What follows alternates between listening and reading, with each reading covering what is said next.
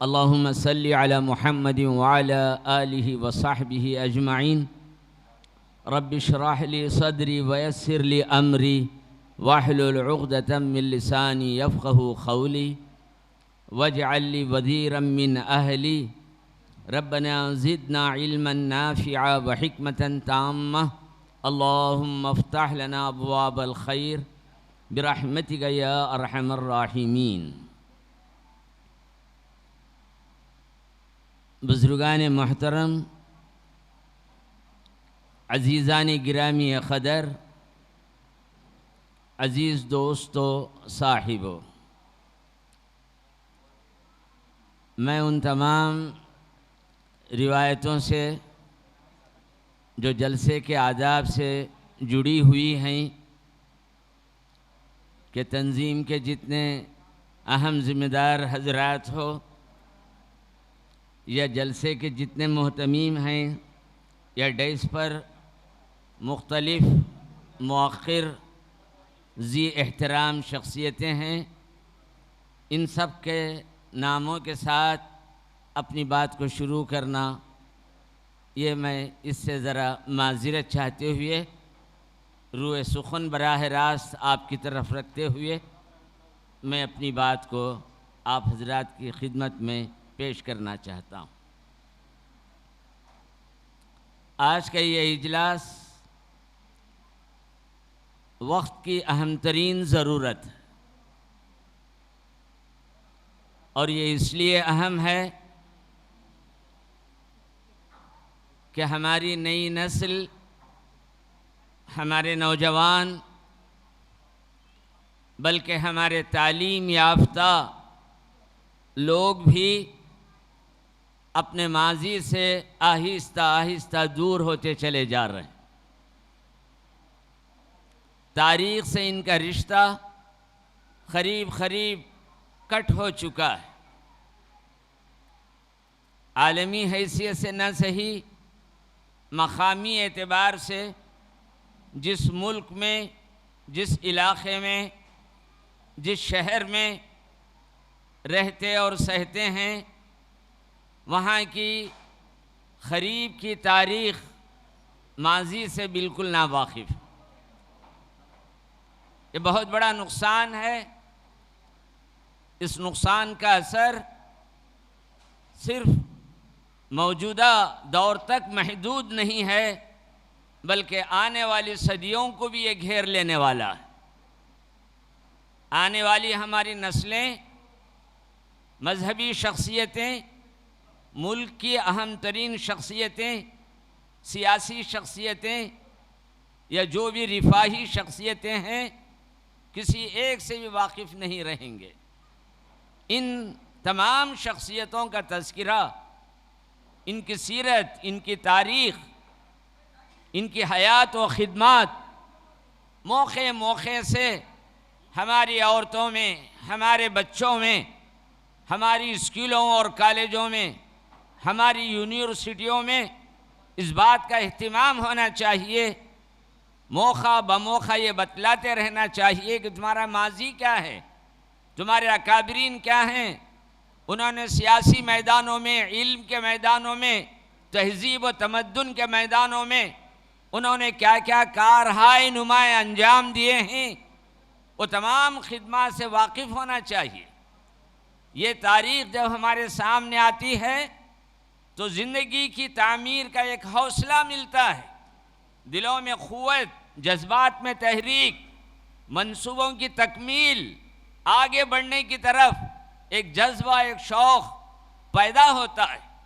قرآن کریم نے نبی اکرم صلی اللہ علیہ وسلم ہی سے مخاطب ہو کر کہا، وَكُلًّا نَقُصُّ عَلَيْكَ مِنْ أَنْبَاءِ الرُّسُلِ مَا نُثَبِّتُ بِهِ فُؤَادَكَ۔ اے نبی پاک صلی اللہ علیہ وسلم، آپ سے پہلے جو انبیاء کرام آئے ہیں، جو مرسلین آئے ہیں، جو ریفارمر ہیں، جنہوں نے انسانیت کی خدمت کی، انسانیوں کو راہ راست پر لے آیا، ہم ان کی تاریخ، ان کی زندگی، ان کے حالات، ان کے کارناموں کو بیان کرتے ہیں تاکہ آپ کے دل میں مضبوطی پیدا ہو جائے، آپ کے دل کے اندر ثبات ہو، استقامت ہو، اور ان کا سارا نمونہ آپ کے سامنے رہے۔ یہ صرف انبیاء کی تاریخ تک محدود نہیں، بلکہ تمام مصلحین کے تعلق سے ہر ایک جتنے بھی حضرات اس دنیا میں آئے ہیں ان کی زندگیوں سے واقف رہنا نہایت ضروری ہے۔ تو محترم بزرگوں اور عزیز ساتھیوں، وہ قوم کبھی آگے نہیں بڑھ سکتی جو اپنے اسلاف کو بھلا دے، تاریخ سے نا واقف رہے۔ یہ بہت بڑا المیہ، لہٰذا سر جوڑ کر بیٹھ کر یہ کام ہمیں کرنا چاہیے کہ ان تمام شخصیتوں کے کارناموں کو ذہنوں میں بٹھائیں۔ اس کا بہترین کام یہ ہے کہ تحریر کے طور پر، تقریر کے طور پر، آج تو الیکٹرانک میڈیا، پرنٹ میڈیا اتنی اہم چیز ہو چکی ہے کہ اس کے ذریعے سے ہم تمام چیزوں کو لوگوں تک پہنچا سکتے ہیں۔ علامہ فتح محمد المعروف سلطان ٹیپو شہید، میں نے ان کے نام کے ساتھ علامہ کا لفظ اس لیے استعمال کیا ہے، یہ صرف ایک حکمران، ایک والی میسور یا بادشاہ یا سلطان نہیں تھے، بلکہ اپنے وقت کے بہت بڑے جید عالم، فاضل، مصنف و محقق، فارسی زبان کے بہترین ادیب، بلکہ کنڑا زبان کے بھی ماہر، عربی کے اندر ان کی کتابیں، فارسی میں کتابیں، کئی موضوعات پر ان کتابیں ہیں۔ اتنا لمبا چوڑا موضوع ہے کہ اس کے اوپر ذری روشنی ڈالنا بھی مشکل ہے۔ تو گویا یہ وقت کا بہت بڑا عالم و فاضل تھا، یہ نہیں کہ صرف ایک بادشاہ یا حکمران رہا۔ سلطنت خداداد عمر کے اعتبار سے بڑی مختصر رہی، باپ اور بیٹے پر ختم ہو گئی۔ حیدر علی 1782 میں وفات پا گئے۔ 1782 کے بعد علامہ فتح محمد اس والی ریاست میسور بنے، زمام سلطنت ان کے ہاتھ میں آئی۔ تقریباً 18 سال تک ان کا معاملہ رہا۔ 1790 پر 9 جو ان کی زندگی کا آخری سال رہا۔ اس طریقے سے سلطان محمد کا سب سے بڑا کارنامہ یہ ہے کہ ہندوستان میں سب سے پہلے آزادی کی فکر پیدا کی، اس کے لیے جد و جہد کی، یہاں تک کہ ان کی قربانی بھی اسی کے اندر ہو گئی۔ سب سے بڑا نقصان یہ ہوا، میر صادق جو اپنے ہی تھے مارے آستین یا منافقین کہیے، انہوں نے نقصان پہنچا دیا۔ تاریخ اٹھائیے، مسلمانوں کو جہاں زیادہ سے زیادہ نقصان ہوئے ہیں اپنوں سے ہوئے ہیں۔ سلطان فتح محمد کو بھی اسی نازک دور سے گزرنا پڑا اور اسی میں ان کی جان ختم ہو گئی۔ علامہ فتح محمد، ان کے والد حیدر علی، یہ صرف سیاسی شخصیتیں نہیں تھیں، مذہبی شخصیتیں بھی تھیں۔ اہل اللہ سے، اکابرین سے، صالحین سے، اولیاء اللہ سے ان کے رشتے رہے۔ آپ کو یہ جان کر یقیناً بڑی تعجب کی بات ہوگی، ویلور کا جو قدیم خانوادہ جس کی عمر آج 309 سال ہو رہی ہے، خانوادہ خطب ویلور، وہاں کی ایک بزرگ شخصیت سید شاہ ابو الحسن مہوی قادری، جن کا مزار بھی اسی حضرت مکان کے احاطے میں ہے، یہ وہ شخصیت ہے جن کے مرید علامہ عبد القادر جو بانی باقیات کے والد تھے، پھر ان کے صاحبزادے حضرت قطب ویلور رہے، ان کے مرید مولانا شاہ عبد الوہاب قادری رہے۔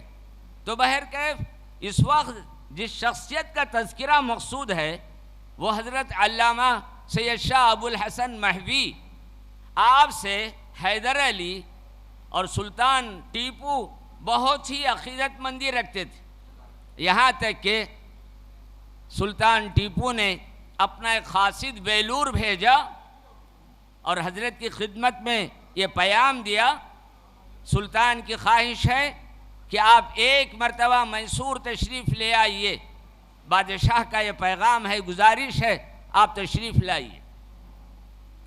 حضرت نے اس خط کو دیکھنے کے بعد قاصد سے کہا جاؤ سلطان سے کہو کہ اب میرا آنا میں مناسب نہیں سمجھتا، کیونکہ سلطان صرف 6 ماہ کے اندر شہید ہو جائیں گے، اب اس وقت آؤں تو کہیں کسی کمزور ذہن کے آدمی کے ذہن میں یہ بات نہ آئے ایک درویش ایک فقیر کے آنے کی وجہ سے سلطنت چلی گئی۔ قاصد گیا اور سلطان سے کہا کہ آنے سے انہوں نے معذرت کر لی ہے اور یہ بات کہی ہے کہ آپ کی شہادت ہونے والی ہے 6 ماہ کی۔ اس بات کا اشارہ سلطان ٹیپو شہید کو حضرت مہوی ویلوری رحمۃ اللہ تعالی علیہ نے بتلا دیا۔ پھر اس کے علاوہ حضرت سلطان کی جب شہادت ہوئی تو انگریزوں نے آپ کے پورے خاندان کو، جن میں آپ کی سوتیلی 2 مائیں بلہا بیگم، بخشی بیگم اور آپ کی صاحبزادی حضرت فاطمہ اور آپ کے داماد مصطفیٰ اور اس خانوادے کی کئی عورتیں بچے سب گرفتار کر کے ویلور لائے گئے۔ 1799 کے بعد یہ پورا خاندان ویلور پہنچا، قلعے کے اندر ان کو قید کر کے رکھا گیا۔ میسور سے یہاں اس خانوادے کو کیوں لایا گیا اتنی دور؟ اس کی سب سے بڑی غرض یہ تھی اگر یہ مظلوم خاندان سلطان کے لوگ وہاں رہے تو وہاں کے عوام کے جذبات بھڑک اٹھیں، پھر ایک بغاوت ہو جائے، پھر ایک جنگ ہو جائے، بہتر انہیں اتنی دور پہنچا دیا جائے کہ عوام سے ان کا رابطہ ہی نہ ہو۔ چنانچہ سلطان ٹیپو کا خانوادہ، ان کے گھر کے عورتیں، بیٹی، داماد، ان کی 2 مائیں سب یہاں آ کر پہنچے، قلعے میں رہے۔ جو آج 2 محل کے بورڈ آپ کو نظر آتے ہیں چرچ کے پاس، وہ انہی کی یادگار ہے۔ اس محل کے اندر ان کو رکھا گیا، بظاہر محل ہے بلکہ ان کے لیے قید خانہ تھا۔ وہاں پہنچنے کے بعد پھر حالات کے اندر ایک کروٹ ہوئی۔ سلطان کے جانے کے بعد سارے ملک کے اندر تبدیلی پیدا ہوگی۔ کئی لوگ، فوج کے لوگ ہو، پولیس کے لوگ ہو، یہ سارے لوگوں نے انگریز کمپنی کے اندر ملازمت اختیار کر لی۔ یہاں ایک واقعہ پیش آیا 1805 میں، یہاں پر انگریزوں نے ایک قانون ڈال دیا، مسلمانوں کو داڑھی نہیں رکھنا، ہندوؤں کو ٹیکے نہیں رکھنا۔ اس طرح سے ایک بات ہونے کی وجہ سے ایک انقلاب کی کیفیت پیدا ہو گئی، اور قلعے کے اندر جتنے بھی لوگ تھے ان کے اندر بھی ایک تڑپ پیدا ہوئی۔ یہ وہ زمانہ تھا ہندوستان کا جہاں مذہبی بھید بھاؤ نہیں، مسلمان ہندو سب ایک تھے۔ اب تک ان کے درمیان نہ نفرت تھی، نہ اختلاف تھا، نہ کوئی جھگڑے تھے، وطنیت ایک تھی، قومیت الگ نہیں تھی، مذاہب الگ تھے، عقائد الگ تھے، افکار و خیالات الگ تھے، ان کے رسومات الگ تھے، لیکن ان کی وطنیت، ان کی قومیت متحد تھی اور ایک ہی تھی۔ اس اعتبار سے ان کے درمیان کوئی معاملہ نہیں ہوا۔ اور سلطان کی فیاضی بھی تھی کہ وہاں سارے لوگوں کے ساتھ داد و دہیش کا معاملہ، ہندو برادران کے ساتھ، ہندو مندروں کے ساتھ بھی عطیہ جات، تحفے، زمینیں، جاگیردار، انعامات، مسلمانوں کے ساتھ ان کو بھی برابر کی تقسیم کا معاملہ تھا۔ سلطان کا سب سے بڑا وصف، سب سے بڑی خوبی سیکولر ذہن، جمہوریت نواز، انسانیت نواز تھے۔ انہوں نے کبھی بھید بھاؤ، تفریق کا کوئی معاملہ نہیں کیا۔ یہاں آنے کے بعد ایک انقلاب کی صورت پیدا ہو گئی، گویا تحریک آزادی کی ابتدا تھی۔ 9 جولائی کو وہاں قلعے کے اندر ایک مسلمان صاحب، جمیعدار، صوبے دار محمد قاسم، وہ قلعے کا کنٹرول تھا۔ اس زمانے میں قلعہ کوئی معمولی بات نہیں تھی، جیسے گورنر کسی شہر کو کنٹرول کرتا ہے ویسے ہی قلعے بھی ان کے قبضے میں ہوا کرتے تھے۔ تو ویلور کے قلعے کے قاسم صاحب تھے، تو وہاں سے ہندوؤں، مسلمانوں میں، فوج کے اندر جو لوگ تھے سب میں ایک انقلاب کی کیفیت پیدا ہو گئی۔ 9 جولائی کو ویلور میں بغاوت ہوئی، جس کو غدر ویلور کا نام دیا گیا ہے۔ ہندوستان کی آزادی کی پہلی جنگ کی ابتدا یہی رہی۔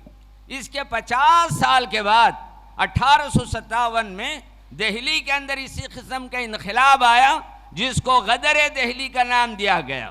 تو گویا شہر ویلور اتنا اہم ہے کہ یہاں سے یہ سارا معاملات ہوا، یہ سب حضرت سلطان ٹیپو کی شہادت، ان کے مظلوموں کی دعاؤں کا نتیجہ تھا کہ تحریک یہاں سے شروع ہوئی، لیکن یہ تحریک ناکام ہو گئی۔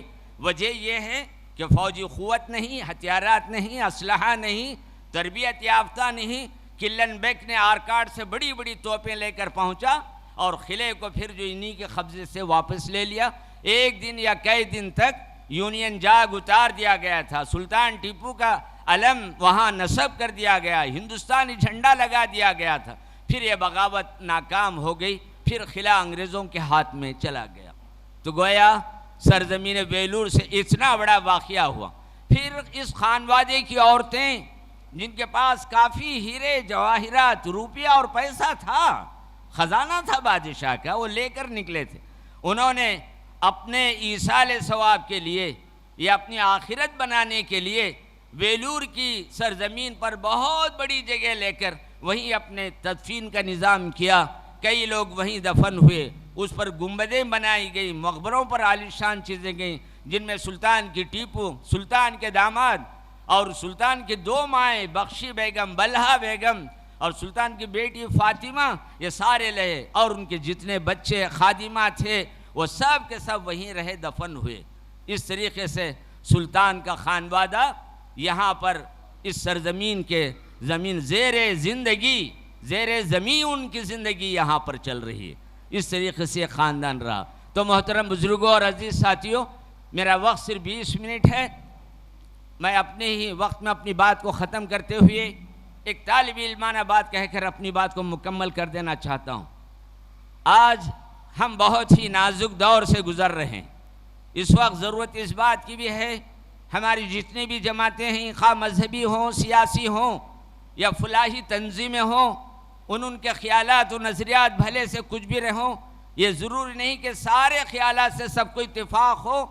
ہر ایک اپنے اپنے رہ کر تعمیر میں، ملک کی تعمیر میں، مسلمانوں کی ترقی میں، برادران وطن کی ترقی میں، برادران وطن تک دین پہنچانے میں، اسلام کی تعلیمات ان تک پہنچانے میں، ہمارے تعلق سے جو غلط فہمیاں ہیں ان کو دور کرنے کے لیے کردار ادا کرنا چاہیے۔ بڑے دکھ کی بات ہے، پڑوس میں ہمارے کتنے غیر مسلم بھائی ہیں، انہیں پتہ بھی نہیں کہ اسلام کیا ہے، اسلام کس قسم کی تعلیم دیتا ہے۔ اسلام نے تو یہ کہا الخلق عیال اللہ وَأَحَبُّ إِلَى اللَّهِ مَنْ أَحْسَنَ إِلَىٰ عِيَالِهِ، سارے انسان خدا کا کنبہ ہے، خدا کا گھرانہ ہے، خدا کی فیملی ہے، یہ لفظ ہے انگریزی میں اگر کہا جائے۔ جو آدمی مخلوق کے ساتھ، انسانوں کے ساتھ اچھا سلوک کرتا ہے وہ اللہ کی نظر میں بڑا محبوب اور پسندیدہ ہے۔ یہ پیغام ہے ہندوستان کے مسلمانوں کا، ان کا فرض ہے، ان کی ذمہ داری ہے۔ غلط فہمیوں کو عمل کے ذریعے دور کیجیے، جذبات کے ذریعے سے، نعروں کے ذریعے سے، مخالف باتیں کہہ کر کوئی کام نہیں ہوتا۔ تعمیری کام کرنا چاہیے، خاموشی کے ساتھ ذہن سازی ہونا چاہیے۔ غلط فہمیوں کو دور کیجیے، بتلائیے کہ مسلمان امن پسند ہوتا ہے، کردار کے ذریعے، زبان کے ذریعے سے۔ قرآن نے تو یہ کہا قولوا للہ حسنا، جب بھی بات کہو تو اچھی بات کہو، بھلائی کی بات کہو، فتنے کی بات نہ کرو، کسی پر ظلم اور زیادتی نہ کرو۔ یہ بات نبی اکرم صلی اللہ علیہ وسلم کی سیرت ہمارے سامنے ہے، جس کو آج اپنانے کی ضرورت۔ سرکار دو عالم صلی اللہ علیہ وسلم، اچانک آپ کی نظریں ایک جنازے پر پڑی جو سامنے سے جا رہا، حضور تعظیم سے اٹھ کر کھڑے ہو گئے۔